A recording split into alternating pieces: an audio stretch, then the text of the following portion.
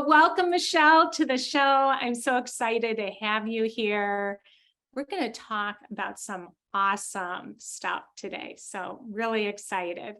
Thank you, Cheryl. I'm excited to dive into all of the things that we've got on the list to talk about today. I know. We were just talking about how long we're going to be on and that we can't go a full hour, and I'm sure that we could.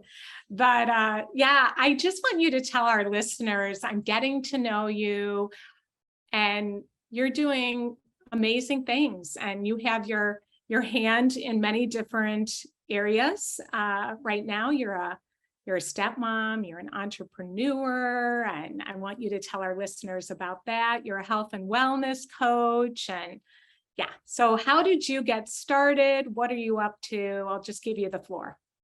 Sure. Yeah. I'll say I'm in this stage right now. I'm really enjoying life. Like I'm just like so happy with all of the wonderful things that are happening.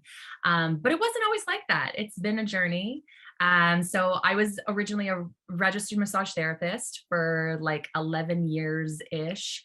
And I knew that I needed to make a transition. And so I started my podcast, Muve Forward podcast. I actually started a food blog because I was obsessed with like health and nutrition. And that stems from my past where I lost my mom. She passed away from cancer when I was 8. And so I just had this like obsession and excitement for learning about health and wellness. But I didn't know exactly where that was going to take me. And then, fast forward a few more years later, I am now full-time stepmom to my beautiful daughter, Sarah. She will be 11 soon. And I have just started my fitness apparel line called I was going to say Move Forward, but that's the podcast. Move Life. And Move, I always spell it with a U. So Muve. And so it's just been really exciting learning how to have my own business. And it's something I've never done before, learning how to market it, learning how to have a daughter to inspire and excite her, but also have time and energy to learn more about her. And, she's in that stage where so many things are changing for her. And so there's a lot going on, but it's been really fun. And I would say that therapy's helped. So that's a little start to it all. Yeah, maybe that's just a diving in point. We'll just get real deep right off the bat. So how has therapy helped you with all of this? So through the pandemic is really when I started to be full-time mama. So just a heads up, my stepdaughter's mom passed away a couple years back, 3 years back. I want to say, what was it, like a year before the pandemic hit? And so through that year, it was amazing getting to know her, spending more time with her. I still had my own condo. They had their house. And then with the pandemic, it was like we didn't feel comfortable with her going up and down the elevators, and just there was so many unknowns. So I ended up selling my apartment and moved in with them. And so it was like full on, full tilt mama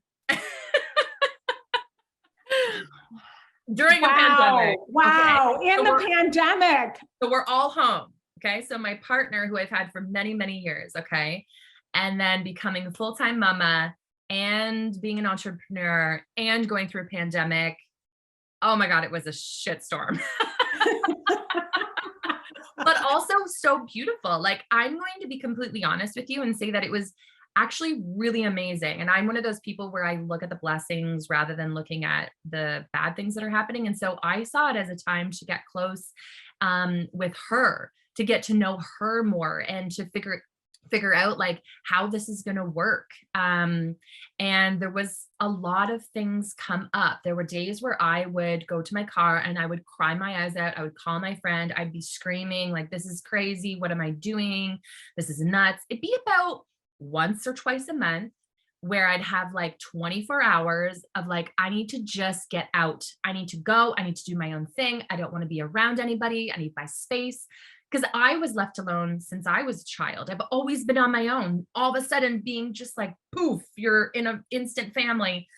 all these things were coming up and I didn't understand it. And I was starting to have these really nasty thoughts about my stepdaughter. And let me tell you, I love her from the bottom of my heart. And she is actually an angel. Like she's such a good kid. But I was having thoughts like, I remember thinking like, you spoiled little brat. Like, how dare you just sit there and not help me? And I would have this anger build up. And I thought, this is not me. Like, I don't speak like this or think like this ever to anyone, let alone somebody I love. And so I knew I had to get some help and figure out what was going on. And luckily, the therapist that I had seen, 10 years prior for some stuff that I was going through then, she had been developing this whole trauma therapy teachings. And so she told Love me, it. she said up front, I do trauma therapy now. And I was like, well, that's a blessing because I'm pretty sure that's what I need.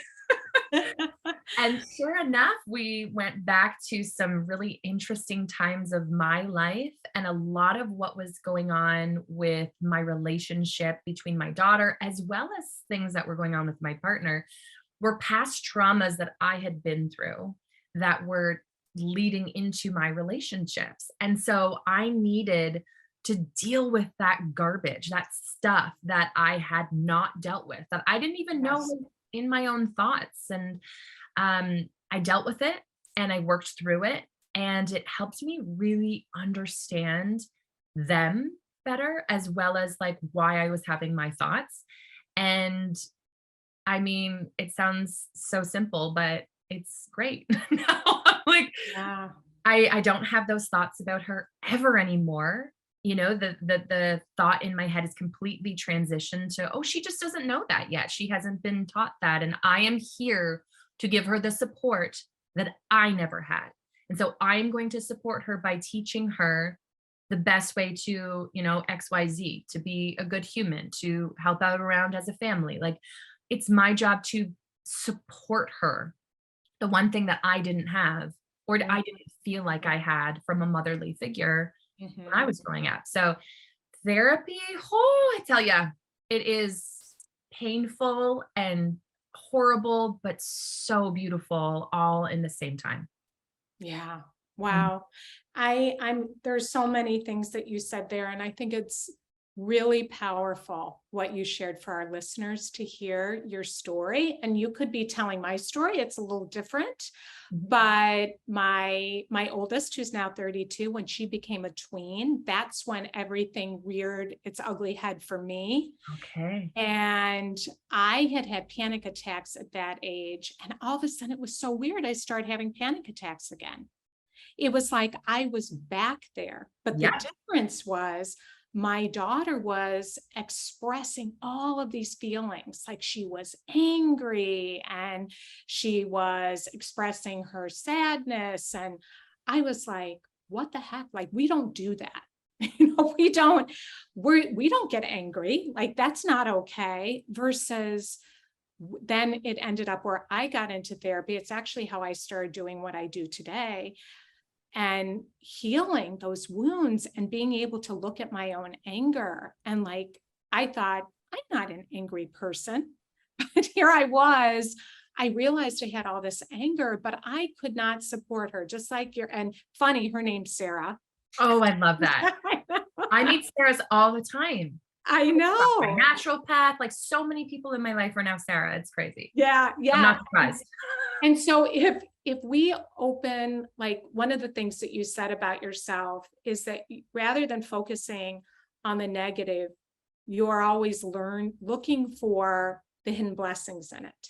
Mhm. And so you were willing to step out of your comfort zone and be courageous and get that support in order to really be able to, heal yourself, right? Doing the trauma work, which I think trauma work is so important, but then you could support her.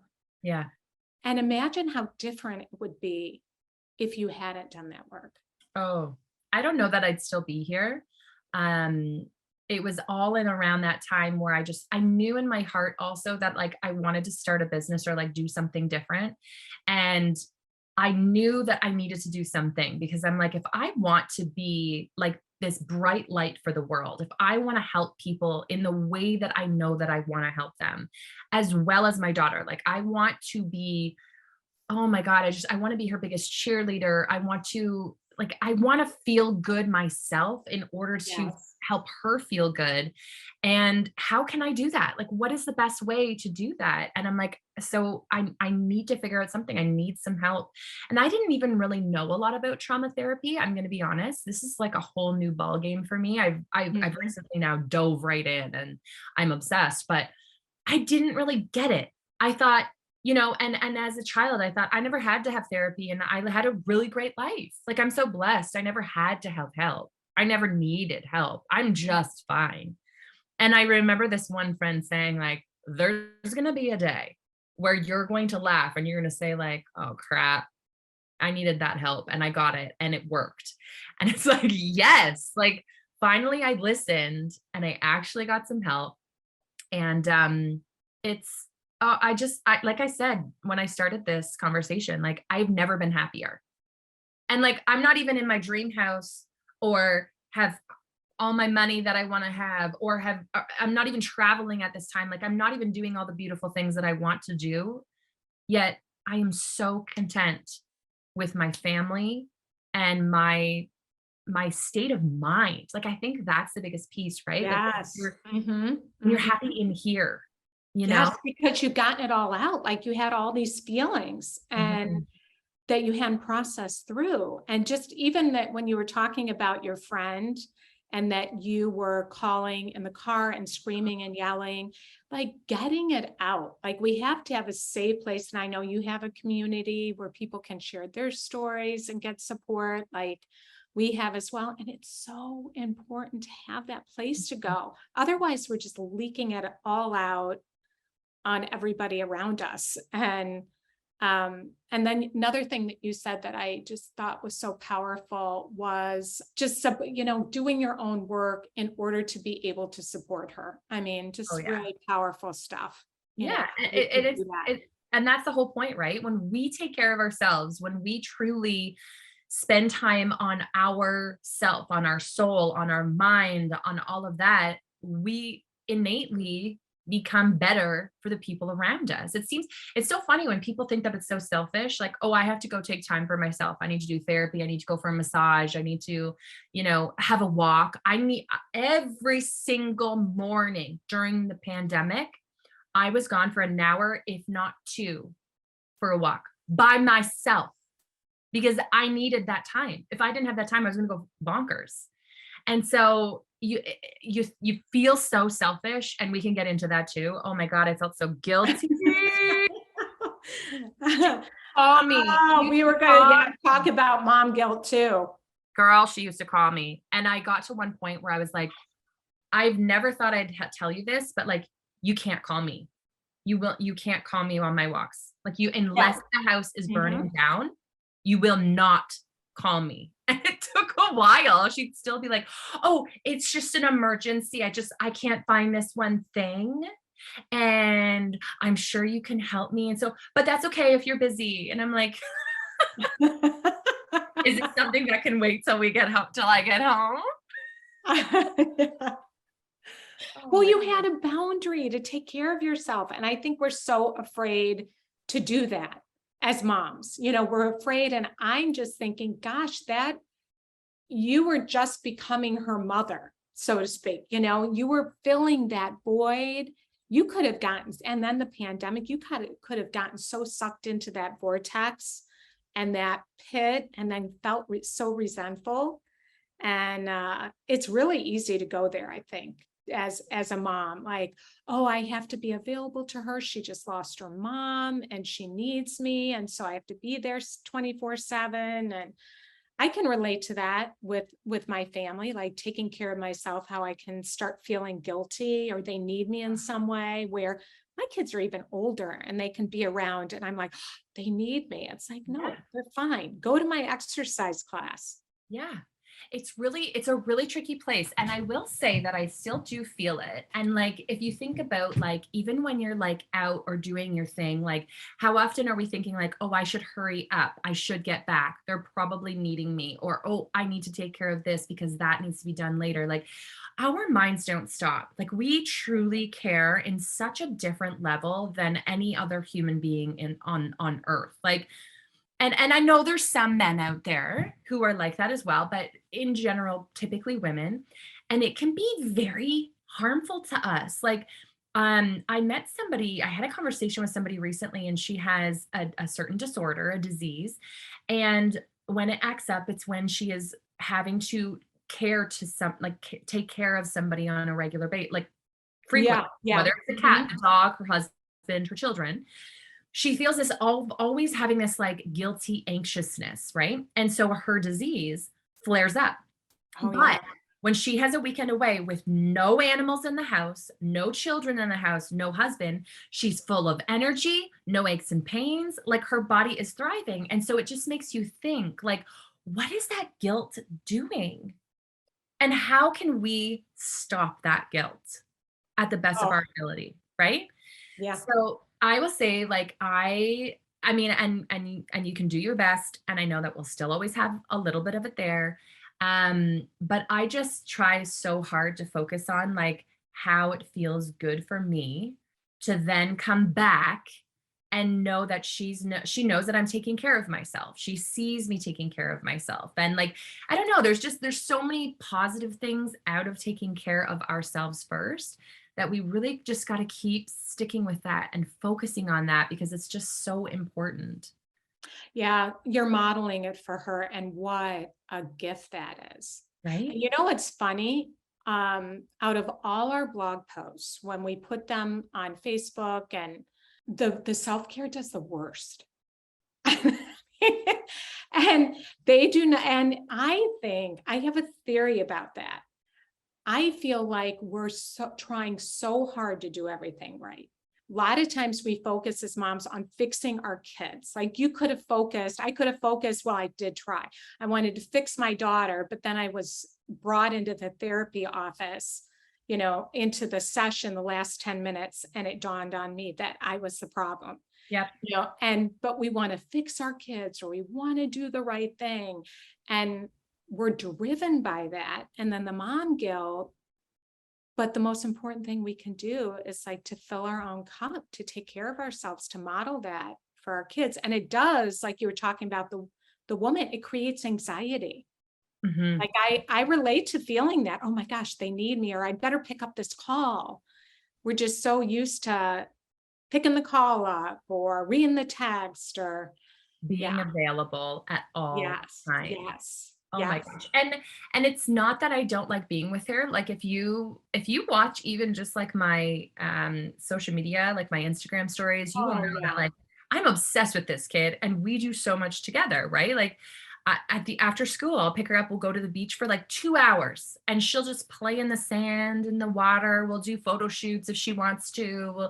We just have a hoot. Like we have so much fun. I take her to all of her sporting events. I was the coach on her baseball team. Oh Like just I'm very involved. And so I can have my time away too. yeah. Yeah. It's You're okay. very intentional. Right. I have to ask you, what was that like for you, that you lost your mom at 8, and here you are, you're feeling, she loses her mom at what, 7? Did you say Mhm. 7? And what was that like for you, like giving her what you did not get because you lost your mom? Has that been healing for you? Oh yeah. Oh yeah. Um, I think I mentioned it already here where I had those thoughts of like, Mhm. how dare you? Like you're spoiled little brat, right? These thoughts came into my mind. And I remember, you know, oh, okay, I'll give you an example. So when she's is it when she's going to bed or if she's hurt even immediately I think, suck it up. You're fine. Suck it up. Come on, let's go. because that was probably what you were telling yourself as a kid. that's You right. better suck it up. Better suck it up and keep going, Yeah. because I didn't have anybody to hold me and allow me to cry and to feel what I was feeling. You know, I had a dad who was a tough guy, like, come on, let's go. You're fine. Just rinse it off with the hose. Like, you're fine. And don't get me wrong, my dad is like a teddy bear. Like, he gives hugs and he doesn't let go for like 3 minutes. Like, he's an angel. But there's still this like rough and tough that you get from a father compared to a mother who gives you that space and energy to be yourself, to release your emotions. And I never had that. And so for me with her, it was really tricky seeing her have all these emotions. And I just kept thinking, like, suck it up. Like, why are you such a baby? Meanwhile, she's having these feelings. She's allowed to have these. She should have these feelings. I want her to have these feelings. So why is my mind telling me one thing? My heart's telling me another thing. My voice is expressing another thing. Like, all of these things are happening all at once. And I don't know why they're not working together. So Yep. I was so confused. And, you know, little things happened throughout the time. You know, I remember I have a nephew who passed away. It was all, I had 1 year that was terrible. My nephew passed away. That's when Sarah's mom was really ill. And I mean, I knew that inevitably she was probably going to pass, and she ended up passing that year. My sister's house burned down. I had some health issues. It was like 1 year of like total destruction. Okay. It was like 2018 or 19, right before her mom passed away and then the pandemic. And my nephew passed away. And I remember at the funeral, my sister-in-law said, can you please talk to the kids, like her older children? And can you let them know what's going to happen at the funeral? Can you let them know that it's okay to cry and to like just different things? But can you let them know that mom and dad would like them to stay seated beside us, like that they'll stay beside us, but that you guys are there to support them too. And I just thought, of course. And I thought, she's asking me this because she knows I've been through it. Yeah. And what a blessing that I can now, I'm like getting teary eyed. Yeah. Yeah. I can now be their support because I never had that. I had an aunt who tries to force me to go where I didn't want to go during my mom's stuff, and like try to be up front with her where she had passed, like where she was laying. And I didn't want to be there. I was so uncomfortable. And now I get to be the one to hold their hand and support them and say, whatever you need, I'm here. Talk to me, tell me. If you need anything, let me know. We are here to support you. And I was like, well, that's my job. Yeah. How beautiful. How beautiful, right? I love the saying wounded healers, you know, or I don't know what you would call that, but when we go through our own pain and we work on our own healing, how we become wounded healers. Mm-hmm. And I think that's so beautiful. And that's exactly such a picture of what you've been able to do through healing, working on your own wounds and trauma, that you could give that to them and give them that permission. I'm curious, when your mom died, did your family talk about it? We didn't talk about the death, but we always talked about my mom. So that's a big part of our family now. Sarah's mom is a big part of it. We have pictures of her up. I got them developed. I put them up of her and her mom. And we talk about her on a daily basis. What was your mom's favorite color? What did you guys like to do together? Oh, I remember you telling me this story when you were little that you guys went here. Do you remember anything about it? You know, so it's a constant conversation. Birthdays are celebrated. We do cupcakes or we release a balloon or whatever feels right for her. We're just very vocal about it because I actually never really realized I was when I was little, but my best friend actually acknowledged it one day. She's like, one thing I loved about your family is that you always talked about your mom. She was always still a part of your family. Wow. And I thought, oh, interesting. Like I never even thought about it. It was just normal. Like we just always did. And so it was really important for me to make sure that that happened in this household as well. So Yeah. And then it's not uncomfortable. One of my daughter's grandparents said, we didn't want to bring up her mom because we didn't want her to be uncomfortable. And I said, she's going to be a little uncomfortable sometimes, but Yeah. she prefers it. She wants to talk about her mom. She doesn't want to forget her, and when it does come up, you don't want it to be like alarming or scary. You want her to be comfortable with her mom and her conversation and the conversation. It's a big part of our lives. There's like a big theme of like leaning into the discomfort, leaning into the pain, leaning into that, allowing that healing into your life. Even though it's painful, like you said, like so painful. I mean, when I started doing my own healing work, it was super painful. It can still be painful, different things that come up. But it, like you said, like I've never been happier. And that was another point I forgot to mention is what I hear a lot from clients is they're afraid to go there because they feel like they're going to fall into this pit of despair and never get out. Like if I feel my feelings, Yeah. if I let myself feel this pain, and I will always say, actually, after we talk about what they're afraid of, it's like, actually, that is going to bring more joy into your life. When we suppress one emotion, we suppress them all. Yeah. And that's what I found. All of a sudden, I was like laughing so much more. I was so much more joyful. And it sounds like that's been your experience too. Just frees you. It frees you. And I was thinking while you were talking, I'm like, for the listeners who don't have, like, maybe they're a step parent, but the other parent hasn't passed, so it's, two households. That could be a lot, because I think, like, as much as it's so tricky for us, I'm so grateful I don't have another parent to deal with. I would prefer her to have her mom. However, I can tell, there's an easier piece to that, not having to deal with that. But I would do it the same way. Like, I would make sure that we still talked about that other parent and not have it be like a topic we don't talk about. Like, oh, what did you and your mom do this weekend? Or, hey, what did you and your other, like, what did you do while you were at your other parent's house this weekend? Like, I would want to know. I want to talk about it and not have it be this hidden conversation that, like, oh, we can't talk about it because that's awkward and uncomfortable for the step parent. Do you know what I mean? Like, I would want that communication.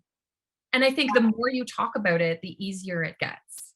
Exactly. I just did a workshop on how to talk to your kids about, your tweens and teens, about sex, which so much is self-respect and dating, and how you're going to help your kids navigate their sexuality, all those things.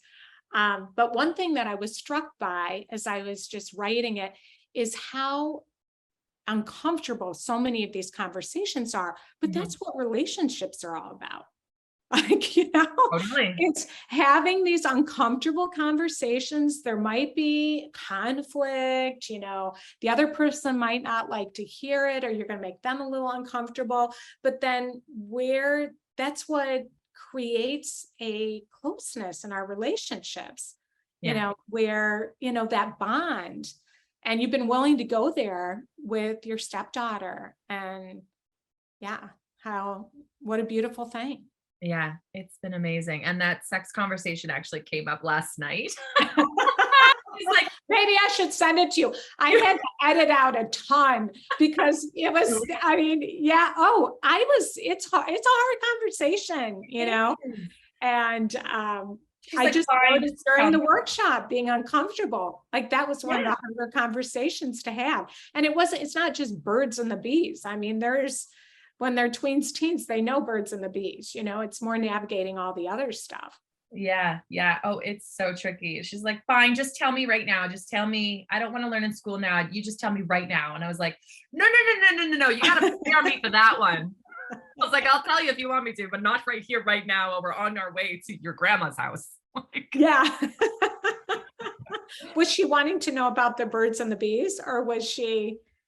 Yeah, she just doesn't know any of it. Right. And she thinks she does, but then she doesn't, because she's like, but I don't understand. How come I have a bit of like, how come there's the boy and the girl? I don't understand how you get it from the boy. And I'm like, oh, shoot.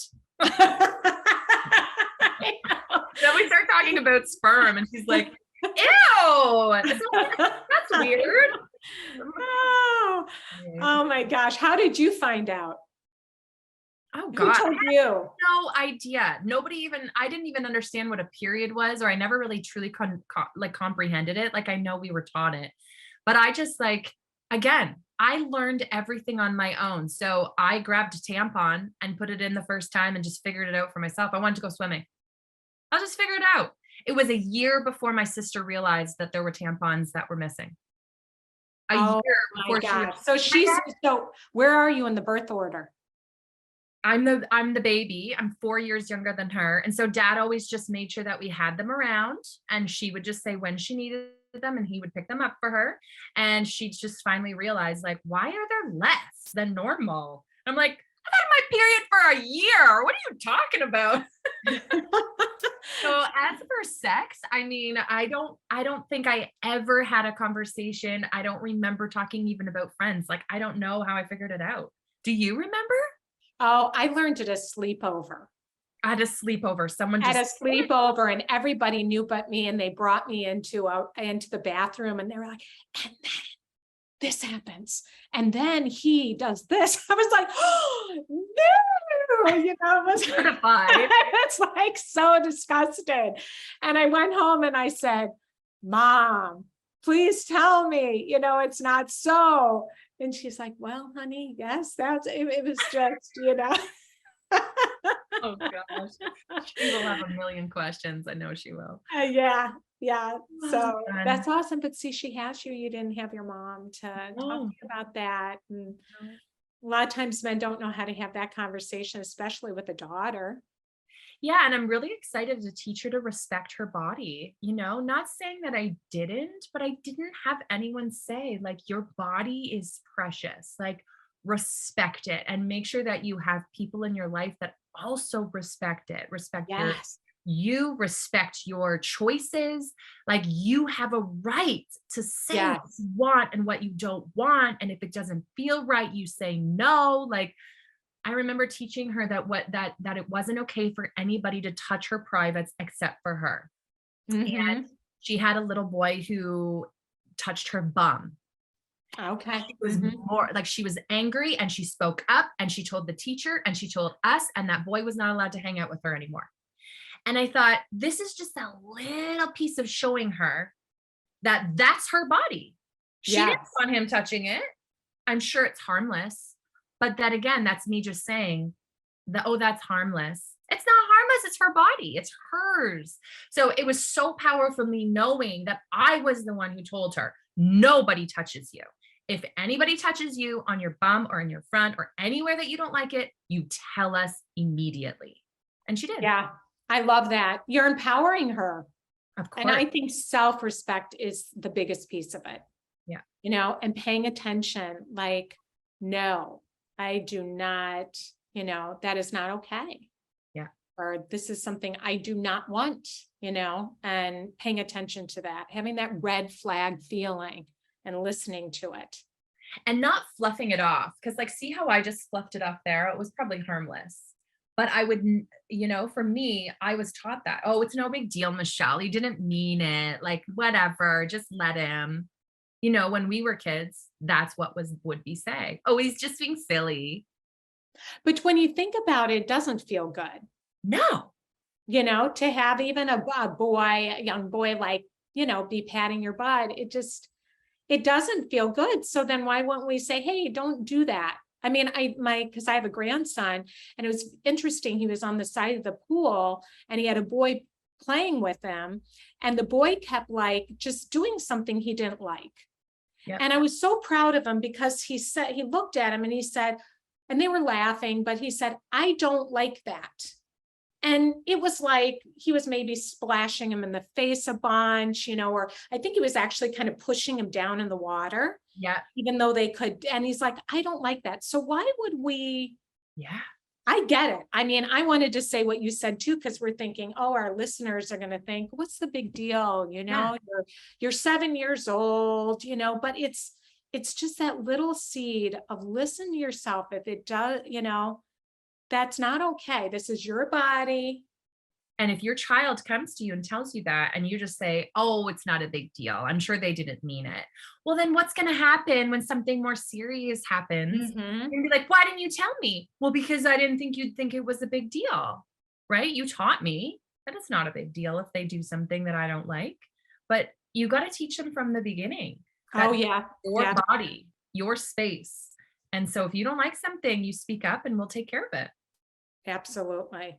Yeah. Well, I'm noticing the time and I want to honor your time because I know you have another call, but I want to hear before we hang up, this is such great, conversation we're having and super helpful, I'm sure, to our listeners. But I have to ask, you have this clothing line now, this workout apparel.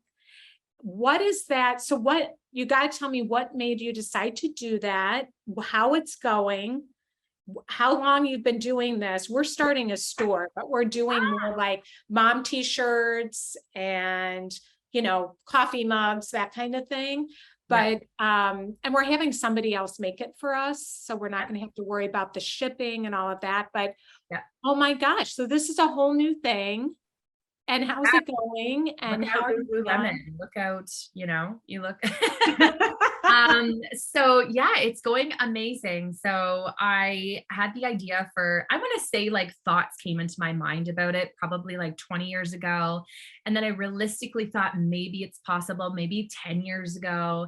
And then finally it was like one day I woke up and I was like, it's on all of my like all of my like manifesting boards. And I know that I want this to happen. So why am I not doing it? Like, why am I holding myself back from actually creating this fitness apparel line? Finances, excuses of any sort were coming into play.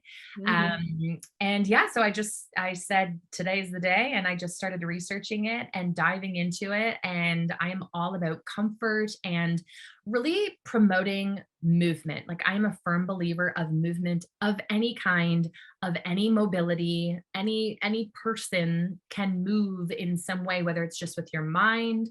But I'm just like a firm believer of movement. I really believe that when we stay still and stagnant, that causes diseases and illnesses. And so I'm a firm believer of moving forward in whatever capacity that is for what you need.